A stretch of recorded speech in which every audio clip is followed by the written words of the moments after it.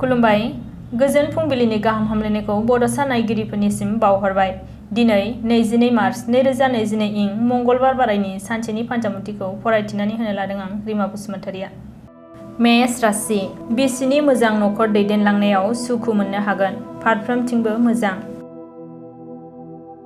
वृष राशि माबाफोर मुवा बेसाद मोननो हागोन, गोसोखौ गोजोन मोनगोन, मोजां सान। मिथुन राशि साननाय मिजिंआ फैमाल थांनो हागौ, गोसोखौ लोरबां दाखालाम।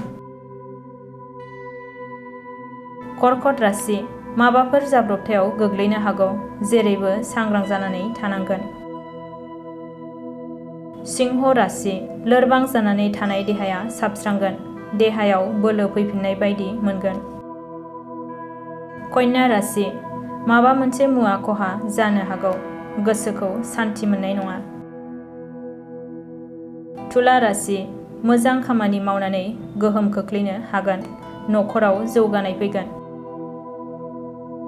वृश्चिक राशि मानिबा थाखाय दुखु दाहा सैनांनो हागौ, गोजोननाय गैयैजों सम बारहोनांगोन। धनु राशि मानिबा गोग्लैसोनायफोर दङब्ला जौगाखांफिननो हागौ, गोसोआव बोलो फैफिनगोन। मकर राशि साननाय थांखिफोरखौ मावोब्ला जाफुंसारगोन, गोसोखौ गोजोन मोनगोन।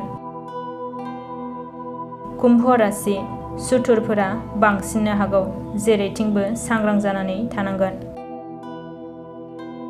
मीन राशि मानिबा जाहोनाव माबा मोनसे दोहोना जोबलांनो हागौ, गोसोखौ गोजोननाय गैयै मोनगोन। दिनैनि फान्जामुथिया एसेनोसै, गोजोन्थों।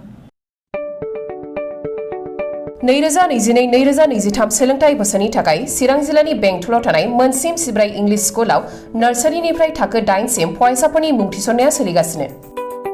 बे फरायसालियाव हौवासा आरो हिन्जावसाफोरनि आलादायै थानायनि राहानि थाखाय हस्टेलनि खाबु दङ।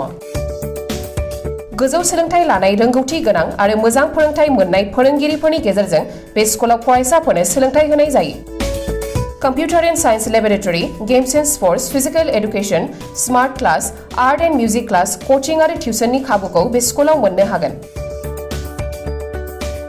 गोग्गो आरो गुन गोनां सोलोंथाइ मोनहोनायनि थाखाय मोनसिम सिब्राय इंलिश स्कुलाव मुं थिसननायनि खाबुखौ लादो। आबुङै मिथिनो थाखाय 99548525542, 94357592226 आरो 60018993887 मबाइल नाम्बाराव फोनांजाब खालामनो हागोन।